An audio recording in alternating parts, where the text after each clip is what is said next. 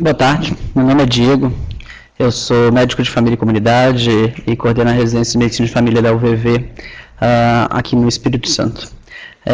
Eu irei falar hoje sobre um tema muito importante para a prática do médico de família e do médico da atenção primária à saúde, que é a prevenção quaternária, e tentar esclarecer um pouquinho a aplicabilidade dessa teoria, dessa prática na prática clínica. Bom,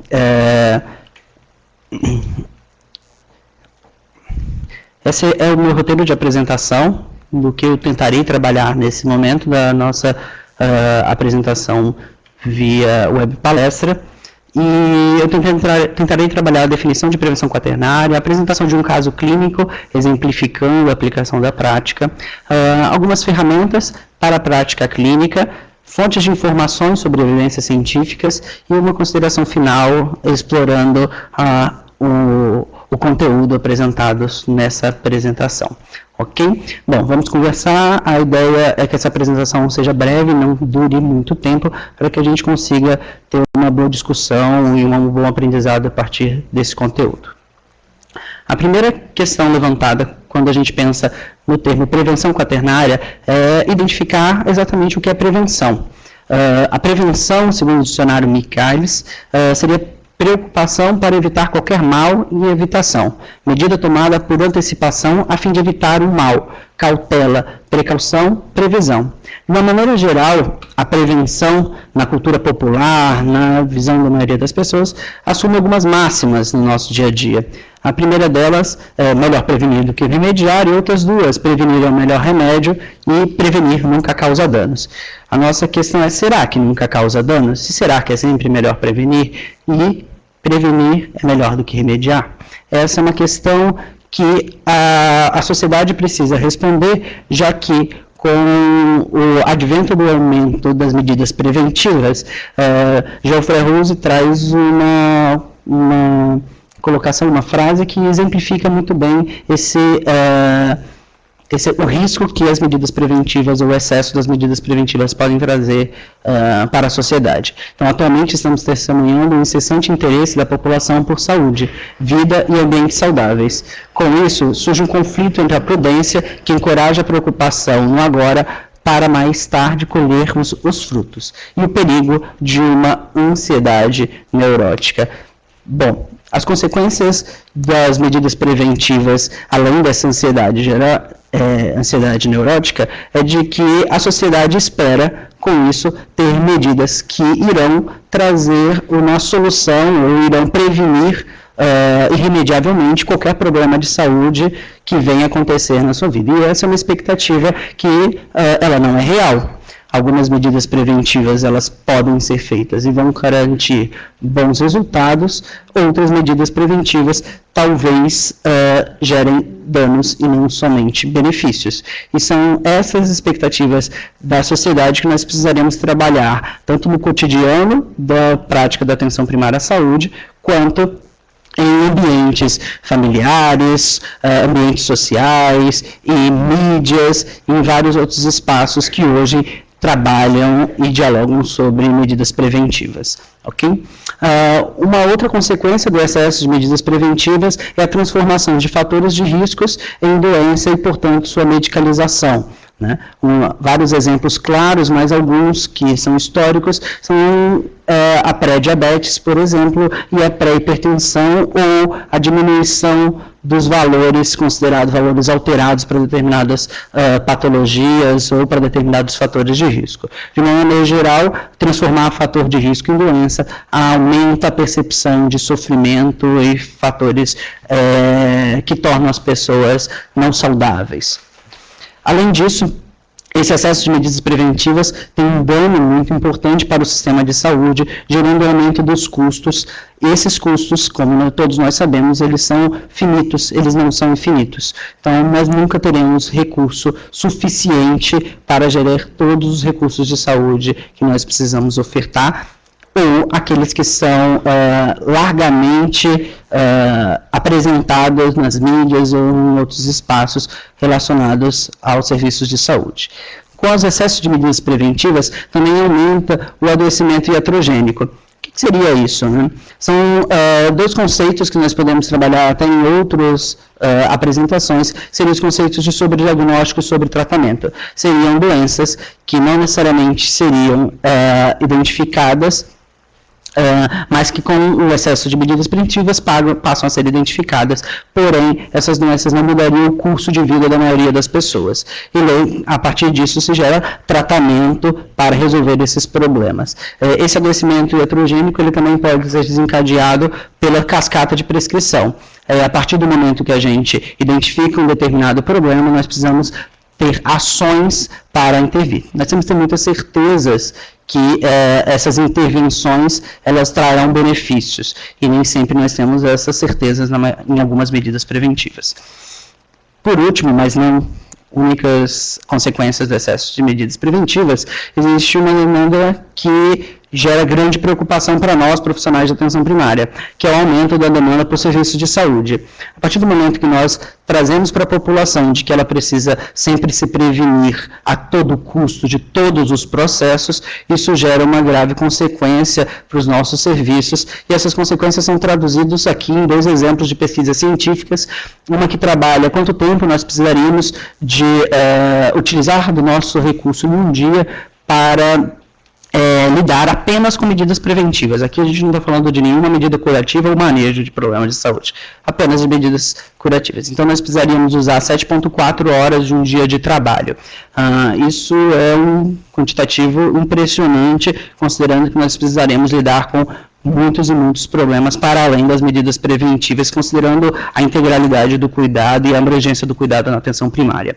Um outro exemplo de tempo e como ele é importante para o cuidado no dia a dia na atenção primária à saúde, se nós pensarmos em manejo de doenças crônicas, esse manejo de doenças crônicas, se a gente considerar 10 doenças crônicas no nosso cuidado na atenção primária, nós iríamos gastar, apenas para executar medidas preventivas para essas doenças crônicas, 10,6 horas no nosso dia. Esses são exemplos de como as medidas preventivas podem impactar diretamente nos nossos serviços de saúde. Bom, entrando mais precisamente nas definições de prevenção quaternária, o fato que a gente precisa esclarecer é a prevenção no conhecimento médico da saúde de uma maneira geral, como ela é entendida, para além daquele conceito formal e popular que a gente apresentou no início. Bom, existem vários conceitos de prevenção que eu costumo brincar de que prevenção você está falando, né? Porque existem vários conceitos que englobam o conceito de prevenção. Eu vou apresentar brevemente alguns desses conceitos. Primeiro, o conceito mais clássico, que é o conceito de Levy e Clark, ele trabalha a definição de prevenção primária, secundária e terciária e usa como modelo a história natural de doença. Esse foi um modelo que largamente foi trazido ou apresentado no nosso formação enquanto profissionais de saúde. Basicamente, ele lida com o momento no qual uma situação ela se passa do limiar não clínico para o limiar clínico, e ele vai gerar intervenções a partir disso. Bom, prevenção primária é antes de existir um processo de doença, depois de passar o limiar clínico, já existe a doença, mas ela ainda não se identificou, é uma prevenção secundária, e a terciária seria a cura e a reabilitação. Esse é o conceito clássico e o conceito que mais nós ouvimos no nosso cotidiano. Alguns outros conceitos envolvendo prevenção, Geoffrey Ruse, epidemiologista inglês, trouxe um conceito de prevenção primária e secundária. De uma maneira bem simples, esse conceito ele traz que prevenção primária é antes de existir um determinado evento e prevenção secundária é após de existir um determinado evento. Esse modelo de prevenção ele é muito utilizado em medidas clínicas e guidelines, referências para a gente pensar em intervenções clínicas no nosso cotidiano. Outro modelo de prevenção, e aí já trazendo a concepção de prevenção quaternária, mais uma lógica que incorpora a história natural das doenças, mais o cuidado paliativo, Bowie traz essa contribuição, trazendo a primeira terminologia, o modo de pensar a prevenção quaternária, enquanto a incorporação do cuidado paliativo na história natural de doença de Levy e Clark. Bom, já o modelo que a gente está apresentando hoje, aquele que responde largamente às necessidades da atenção primária à saúde, é o modelo apresentado pelo médico geral Mark Jamun, ele foi apresentado como um conceito de prevenção quaternária, porém ele não traz apenas a prevenção quaternária como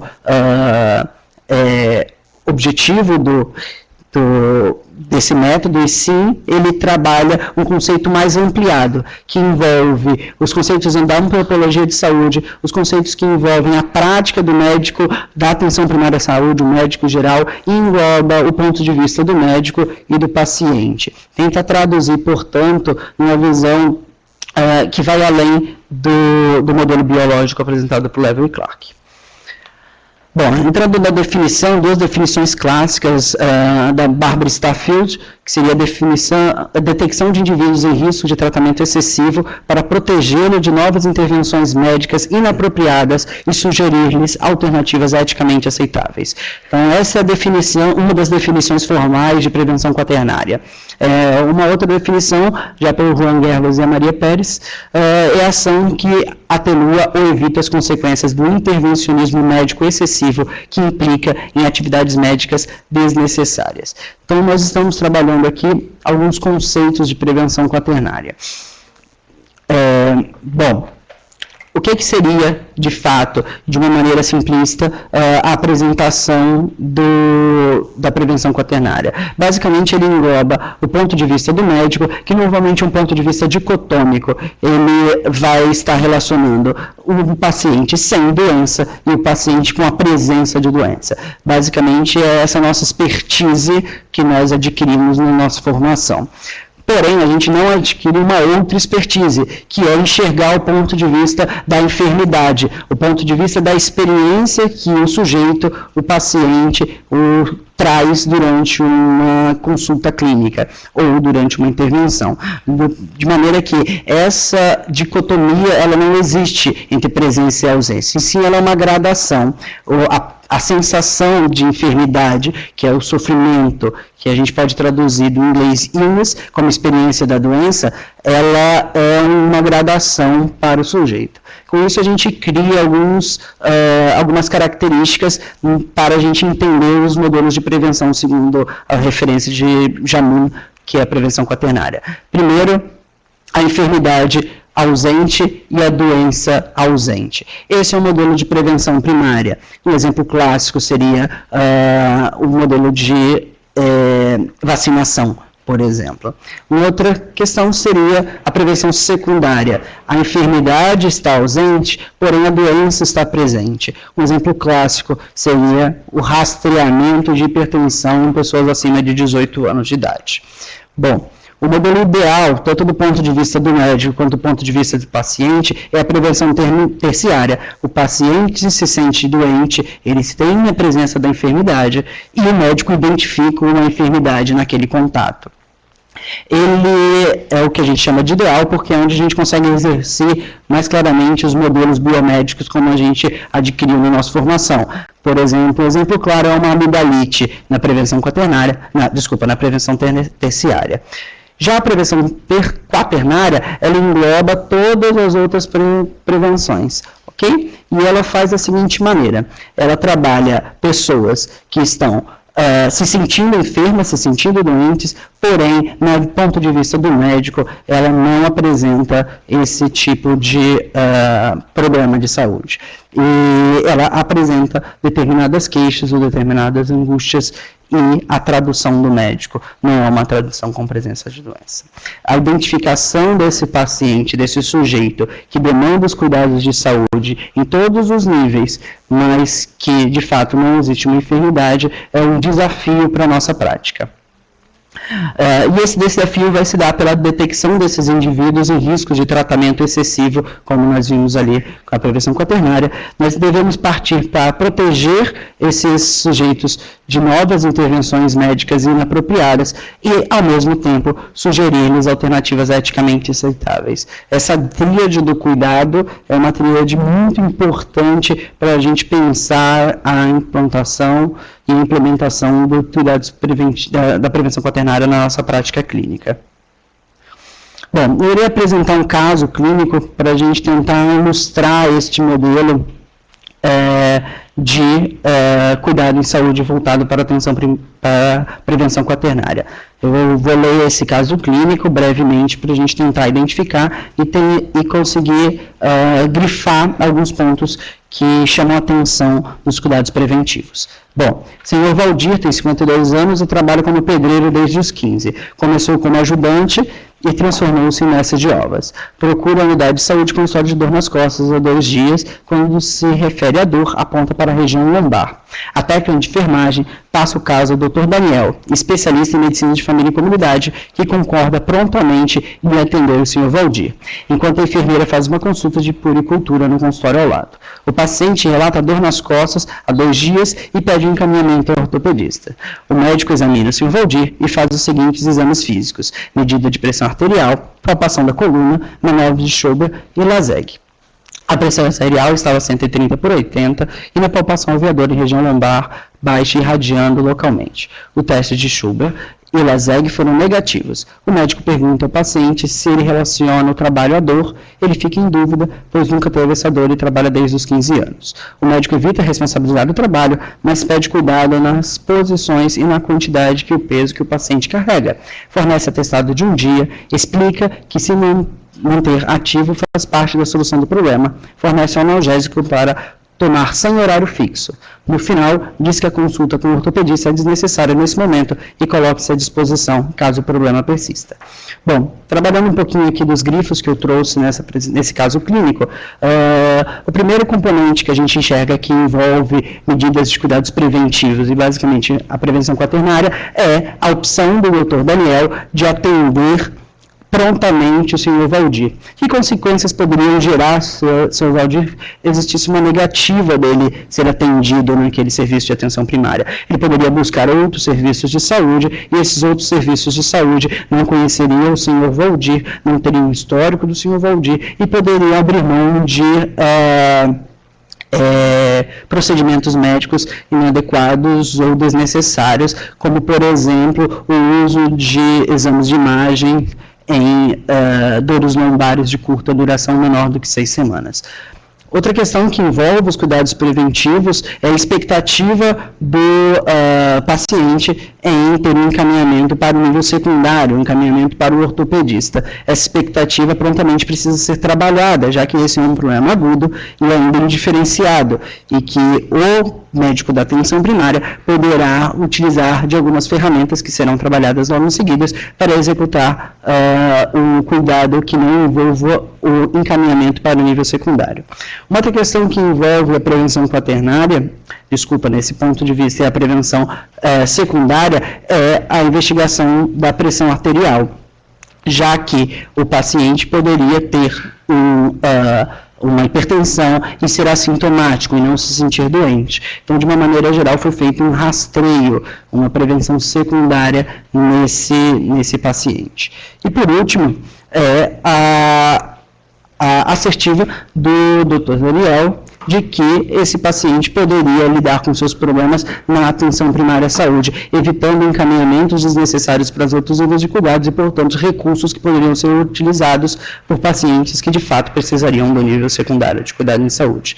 Esse é um caso que ilustra diversos momentos que a prevenção pode estar inserida na abordagem clínica e, basicamente, a iniciativa do Dr. Daniel de buscar o cuidado imediato e evitar danos que poderiam ser gerados se esse paciente não tivesse sido atendido pelo nível primário. Trabalharei agora algumas ferramentas que poderiam ser utilizadas nesse caso do Dr. Daniel e diversos outros casos na nossa prática enquanto profissionais da atenção primária à saúde. Bom, de uma maneira geral, a prevenção quaternária, ela impõe a necessidade de o profissional estar atualizado sobre os estudos científicos de boa qualidade e utilizando como base a melhor evidência científica disponível.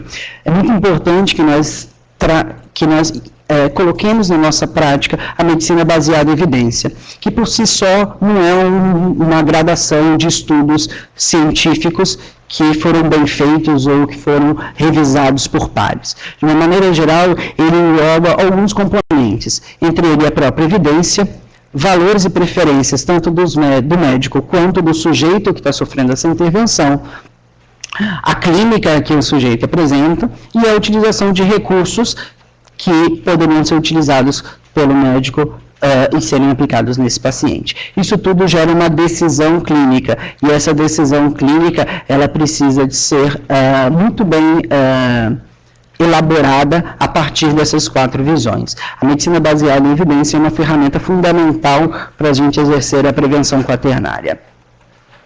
Bom, uma outra ferramenta importantíssima para a gente executar a prevenção quaternária na nossa prática clínica é saber identificar esse paciente. Um estudo do professor Gustavo Gusso, da Universidade de São Paulo, sua tese de doutorado, ele identificou que os principais motivos de consulta que levam o sujeito para o atendimento na atenção primária são medidas preventivas e manutenção da saúde. Então, de uma maneira geral, são pessoas que buscam um cuidado sem ter uma doença específica ou tendo uma doença crônica para seguimento dessa doença. Esses são candidatos de pacientes candidatos para a prevenção quaternária e o cuidado sem que sejam utilizadas medidas medidas exageradas no cuidado de saúde dessas pessoas. Bom, o outro tipo de paciente que está candidato a usar a prevenção quaternária como ferramenta é um paciente muito comum na atenção primária à saúde. Eu reproduzo aqui o slide do professor Marcos Jamuro, que é o nosso paciente hiperutilizador, ou paciente hiperdemandante, que nós classificamos de muitas maneiras nas nossas práticas do dia a dia, e nós temos diversas traduções, tanto no inglês como no português, de comportamento doentio, problemas que estão na sua cabeça, você não tem nada, hipocondria, ou excessivamente doente, ou paciente histérico. Essas síndromes somatoformes, de uma maneira geral, podem gerar grandes preocupações para o sujeito, e essas preocupações podem ser revertidas em cuidados em saúde que muitas vezes seriam desnecessários ou seriam danosos para esses sujeitos. De uma maneira geral, nós precisaremos utilizar de ferramentas para identificar quais são os reais medos e preocupações desse paciente. Bom, algumas ferramentas ainda para a gente incorporar na nossa prática clínica é o cuidado continuado dos nossos pacientes. O cuidado continuado dos nossos pacientes, a continuidade do cuidado, ela traz diversos benefícios, porque ele pode trazer consigo conhecimento dos pacientes e dos problemas que eles trazem no seu dia a dia. Conhecimento das famílias, do ambiente, dos fatores sociais, dos fatores ambientais que poderiam gerar fatores de adoecimento, fatores de sofrimento. Bom, além desse conhecimento dos pacientes, a possibilidade do vínculo ser criado. E com um bom vínculo entre médico e paciente, a relação médico-paciente se tornaria fortalecida e a continuidade do cuidado seria garantida. Existem algumas revisões recentes e basicamente um estudo de coorte muito atual que acompanhou 17 anos vários pacientes de níveis primários de saúde, e que o baixo cuidado foi responsável por baixa continuidade do cuidado foi responsável por um aumento de 20% na mortalidade dos pacientes dessa coorte. A espera permitida é uma outra ferramenta que nós deveríamos colocar em prática para trabalhar a prevenção quaternária. Basicamente, a espera permitida é utilizar o tempo como um instrumento de trabalho. Sabidamente, os cuidados na atenção primária à saúde, os problemas na atenção primária à saúde, eles vêm com uma grande incerteza, ou seja, elas não estão muito bem identificados, como muitas vezes nós podemos encontrar em pacientes que chegam ao pronto-socorro após apresentar algum evento agudo, como, por exemplo, uma convulsão. Na verdade, o paciente pode se apresentar na atenção primária com problemas como cefaleia, como uma dor de cabeça, ou uma cefaleia insalva, e no final ter um evento mais grave, um evento como um câncer. Não é comum, porém, esse grau de incerteza nas práticas dos cuidados de saúde nos permite dizer que a maioria dos problemas que chegam na atenção primária à saúde, eles são autolimitados e irão, por si só, se resolver. Existem 2 estudos clássicos que trabalham essa questão dos cuidados autolimitados na atenção primária, e a Barbara Starfield trabalha em torno de 40% dos problemas que chegam lá na atenção primária à saúde seriam autolimitadas. Existem outros que trabalham em torno de 50% dos problemas da atenção primária à saúde seriam autolimitados. E dessa maneira, a espera permitida seria uma possibilidade para nós utilizarmos em muitos dos problemas que chegam com os nossos pacientes. Bom, a espera permitida também nos obriga a ter uma observação ativa. Esses pacientes que, porventura, foram identificados que poderiam ser feita uma espera permitida, eles também precisam ser resgatados ou identificados para que a gente busque responder aquela dúvida que porventura o paciente não trouxe numa próxima consulta, ou o paciente que foi para a casa após uma orientação e não retornou. Essa observação ativa ela é fundamental para que a gente consiga exercer a espera permitida. Um outro componente muito importante como ferramenta da prática clínica é a incorporação na entrevista clínica em habilidades de comunicação da prevenção quaternária. Basicamente, eu trago como referência um artigo do Norman e do Teser, que tenta incorporar, utilizando um modelo de entrevista clínica, a prevenção quaternária. De fato, eles incorporam a prevenção quaternária numa segunda etapa do manejo clínico, que seria a explicação, manejo clínico e o plano do cuidado. Uma primeira etapa seria a iniciação e a coleta dos dados, que estaria centrado no paciente e centrado no médico. Bom, como que seria, então, a incorporação na segunda etapa da prevenção quaternária? Então, após identificar o diagnóstico, identificados os problemas, é importante identificar uma abordagem dinâmica para explicar esses problemas, sempre considerando a realidade e a experiência do paciente com esse determinado problema. Após explicar de uma linguagem facilitada, para o entendimento do paciente, a gente deve evitar jargões e rotulações e com o uso cuidadoso das palavras. Isso significa que muitas vezes nós podemos utilizar os sintomas como definição de diagnóstico e não necessariamente apenas você tem tal doença. E sim, calma, você está com esse sintoma que nós precisamos de mais tempo para identificar se irá transformar numa determinada doença. Ter sempre um feedback do paciente para identificar a compreensão daquele encontro ou daquela explicação que você está trazendo. O desenvolvimento de um plano de cuidado compartilhado, e que é bem importante, porque é importante diferenciar o sofrimento no presente e o sofrimento no futuro. O que é isso? O sofrimento no presente seria, eu tenho uma preocupação de ter um infarto agora, e eu tenho uma preocupação de ter um infarto ao longo da minha vida. Aí vai ser exigido abordagens diferentes para esse plano de cuidado. Bom, sempre que você for pensar no manejo, em compartilhar um plano de decisão com o seu paciente, você vai ter que optar e esperar por optar, sempre tentar optar pela prevenção a menos. O que seria prevenção a menos, né? De uma maneira geral, os autores trazem a reflexão de que seria menos sedentarismo, menos rastreamento desnecessário, menos medicalização, menos alimentação inadequada, menos, e não, mais exames, mais. Essa prevenção a menos, ela vai tender a um uso mais racional dos recursos. Bom, e, por fim, para realizar o fechamento dessa consulta, nos casos indiferenciados, nós devemos utilizar a demora permitida a ser criterioso e ser criterioso com os usos de recursos de exames e medicamentos. Então, é mais ou menos este o conceito na entrevista clínica que Norman e Teser trazem para nós tentarmos aplicar a prevenção quaternária na prática. Bom, eu trago algumas fontes, algumas bases de referências úteis e que envolvem basicamente a atenção primária à saúde como referências para serem incorporadas na prática clínica.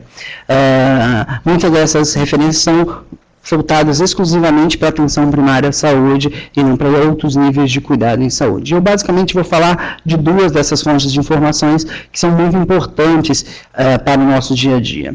Bom, essa primeira fonte que eu irei apresentar, ela trabalha o seguinte conceito de tradução das evidências científicas para a população, para aquele paciente que será assistido por aquele problema, para aquela situação. Então, aqui eu tenho um exemplo da detecção precoce do câncer de mama e a tradução a partir de um pictograma com os números que diferenciam pessoas que fizeram um determinado procedimento e aqueles que não fizeram determinado procedimento. Bom, hoje eu não irei apresentar exatamente sobre este gráfico, mas apenas um exemplo de como que ele pode ser apresentado de uma maneira mais interessante para que o paciente tome uma decisão compartilhada e tenha um aceite, por exemplo, de que muitas vezes medidas preventivas podem não trazer apenas benefícios e também trazer danos em saúde. Uma outra fonte importante para a gente colocar na nossa prática do dia a dia e começar a observar, principalmente porque essa fonte está chegando ao Brasil. Nós temos um grupo de trabalho aqui no Brasil chamado Choosing Wisely, e numa tradução livre seria Escolhendo com Sabedoria. Basicamente, essa é uma força-tarefa que identifica sociedades de especialistas, médicos, que fazem orientações para evitar o uso de medidas consideradas não adequadas para a prática clínica. E aqui um breve exemplo, que é a recomendação da Academia Americana de Médico de Família para evitar o rastreio usando o câncer de o PSA e o toque retal para o câncer de próstata. Então, algumas dessas medidas não existem apenas da Associação Americana de Médicos de Família, são diversas sociedades. E no Brasil, a Associação Brasileira de Medicina de Família e a Sociedade Brasileira de Cardiologia são as primeiras a incorporarem essa ferramenta de orientação para o profissional médico de procedimentos que não devem ser utilizados ou que devem ser evitados na prática clínica. Bom, e por fim, uma consideração final, os médicos de família advertem, frequentemente existem excessos de medidas preventivas e diagnósticas em assintomáticos e doentes, tanto em adultos e crianças. Nem todas as intervenções médicas beneficiam as pessoas da mesma forma, e quando excessivas ou desnecessárias, podem prejudicá-las. Eu agradeço aí a disponibilização de tempo de vocês, e nós estamos abertos agora para o debate.